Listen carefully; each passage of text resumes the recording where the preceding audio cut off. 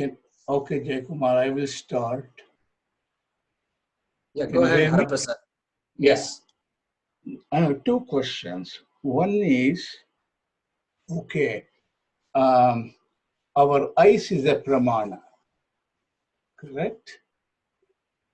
And when we see a red rose, it is not a belief, it is a fact.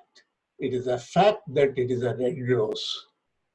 Similarly, we equate Shastram as a pramana.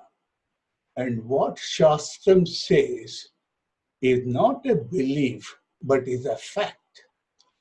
It is not a fact pending verification. That's my first question. My second question is, am I right to say that the Karma Kanda portion of the Vedas is very huge, about 95%, and the Jnana Kanda is about 5%. Does physically in the Vedas, does the Vedanta come at the last portion of the entire Vedas? Yeah. So, two questions. First question is, what the Vedas says is a fact. It is not belief. You can't say you believe in what the Vedas says. How can you say that? That is the question. So this is an important point. When the Vedas talks about certain things like heaven, see, even when the Vedas says, we gave the example of the Putra Kameshti, there is a particular ritual which, if done properly, will yield a particular result. Okay, that is what the Vedas says. Now, in order for me to do that, of course, I don't have children and I want children. I must perform the ritual as it is. Then I do it, and then the person gets children. And then it is proved at that point, it is proved that the Putra Kameshti Yaga works. Correct? So until then, it is a belief only. It is a belief because that particular yaga has not been employed yet. It is a very sound belief. It's a sound belief. Unless you try it out, you can't assimilate it completely. Or if you've seen somebody try it out, and if you've seen it happen, then it becomes a fact for you. Okay. So we don't say it is wrong, etc. We of course believe it. But when you see somebody go through it, then it becomes dridam for you, it becomes a fact for you. And we give a lot of shraddha to the Vedas, so we have no problem assigning a status of a fact for everything the Vedas says. Okay? We don't have no problem.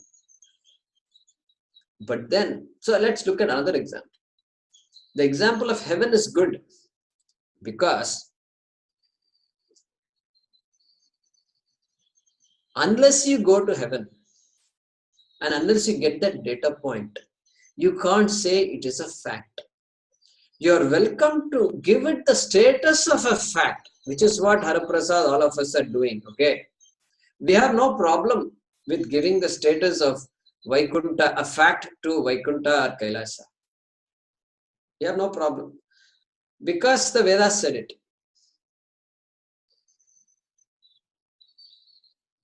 But nobody can disprove it also. That is why we can accept it as a fact. And we have seen one world, so it doesn't take much to extrapolate and say, oh, there could be many worlds like this, and there could be many worlds unlike this also. And so all this we can extrapolate, and then there are all these devatas, etc. We can all extrapolate and we can let go. We have no problem. Correct? So these things can't be put under the category of truths. I mean, truths means what? Facts. Facts that you have. What does science say? A fact is, what is science? Science says you must have data point. You must have a data point. You must collect data points which will show that there is a particular fact that is revealed. So like that, the only data point I have is that the Vedas talks about it. But you haven't been there. You haven't met anybody who's been there. So you're welcome to accept it as a fact. And we don't question that. But you can't tell somebody, if somebody comes and says, I don't believe in the existence of Vaikuntha, then we can't have a big argument there, because it is a belief. It is a belief. And he can't prove that Vaikuntha doesn't exist. And you can't prove that Vaikuntha exists. You can't point to the Vedas and say, Vedas says, therefore it exists. That logic is not enough. That logic is not enough to establish, scientifically establish. But nobody can deny it. And so we accept it and we take it forward.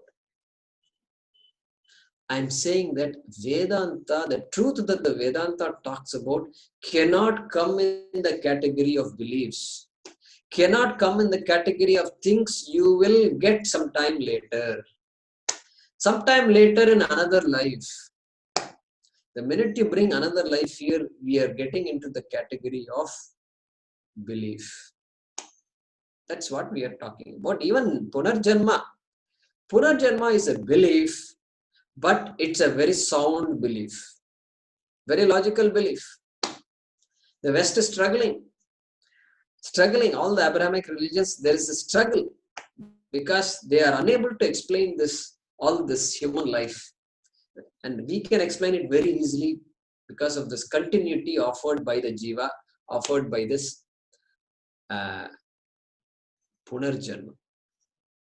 Okay, so I will stop that discussion there. Your second question is,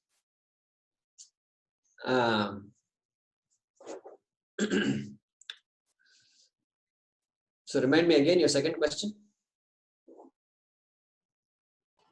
Yes, sir. This is about Karma Kanda and Jnana Kanda and the Correct. Vedanta. Karma Kanda, Jnana Kanda. Okay, got it. So, in many Vedas, the Upanishad does come at the last portion of the Vedas itself has 2 or 3 main portions. So Brahmana, Samhita, Aranyaka, like that, there are 3 main portions in the Vedas. And so often the Vedas, the Upanishad comes in the last portion of one of these sections. But it need not be like that. Need not be like that. So we can generally say Vedanta means the Upanishad which comes at the last portion of the Vedas. But there are exceptions. So what is best to say is that which comes towards the culmination of one's life, towards the culmination of one's pursuits, when the person has analyzed one's experiences, then finally what becomes relevant is Vedanta. So that is often sometimes people interpret the word Vedanta as. So Upanishads becomes relevant to me after I have gone through all this experience, after I have analyzed my experiences. When I want more, then the Upanishad becomes relevant. Then the Veda says, okay, you've done a good job, whatever you kept. You've dotted the I's and crossed the T's, and now that doesn't seem to make you happy. And you're asking some fundamental questions. And for that, this is the Upanishad that is available to you.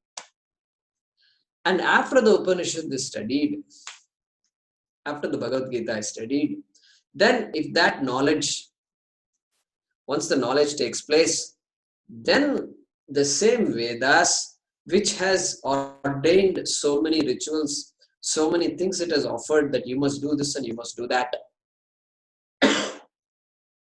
that same Vedas takes away all that mandates. All those mandates are taken away. Correct? Taken away. That is the sannyasa ashrama. Sannyasa is the opposite of every other ashrama. Every other ashrama you are supposed to do. You must supposed to do Surya Namaskara every morning. It's really, we must do it. Because the sun is what supports us. And so Surya Devata is an important Devata in our lives. Or you invoke the Devatas, other Devatas also. And we do all that. It's all part of the Vedic lifestyle. But finally, when the Upanishad is understood, the Vedas strips you of all those duties. Look at that. First, it gives you everything. Then it strips all of that from you. And it tells the sannyasi, you don't have to do anything. All duties have been taken away from you. So anyway, we'll talk more about that later. But that is the meaning of Vedanta.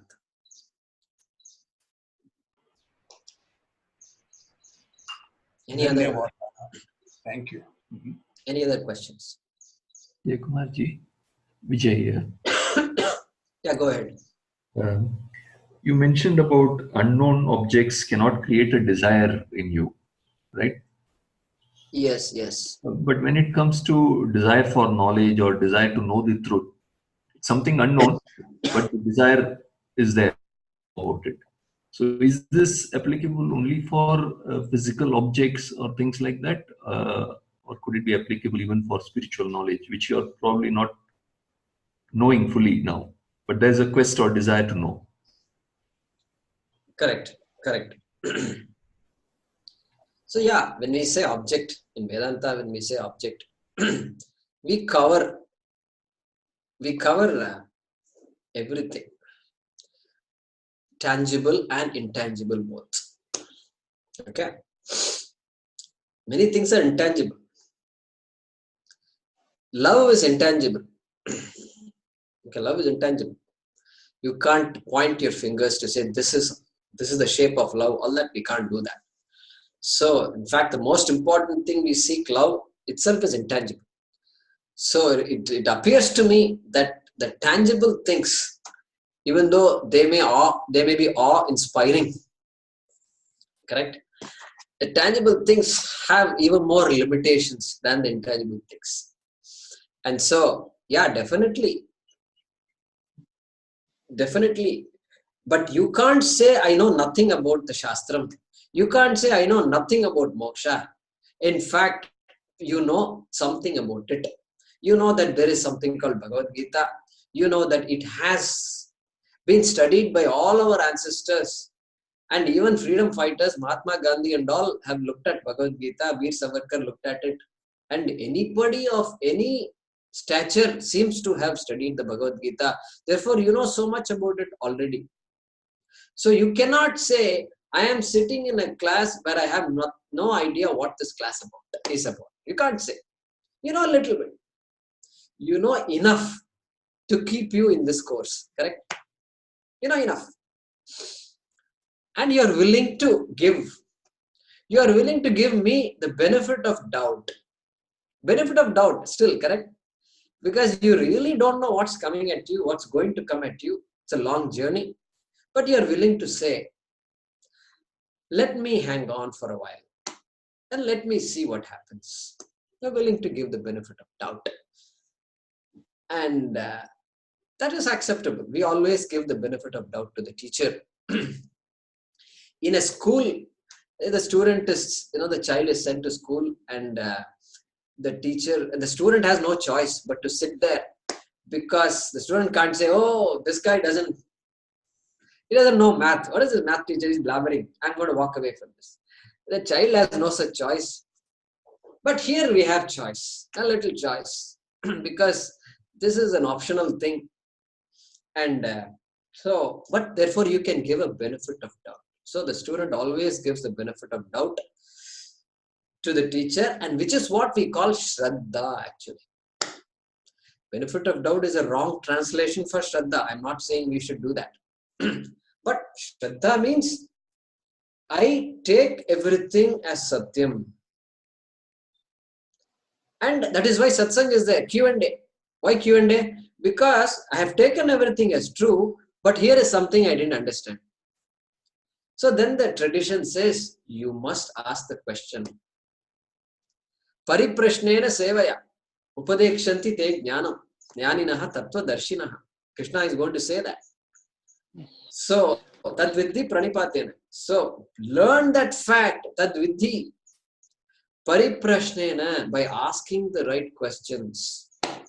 Krishna says that to Arjuna. And of course, Gita is a dialogue. It's not a monologue. It appears like a monologue, but it's actually a dialogue. I hope that helps somewhat. Any other questions?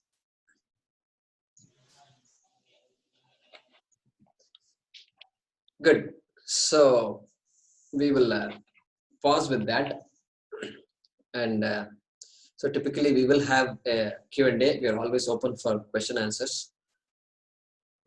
And so this, as far as logistics is concerned, I think all of you must have received all these emails. And I don't know if, can I ask if, is there anybody who has not received the calendar invitation from Google Calendar?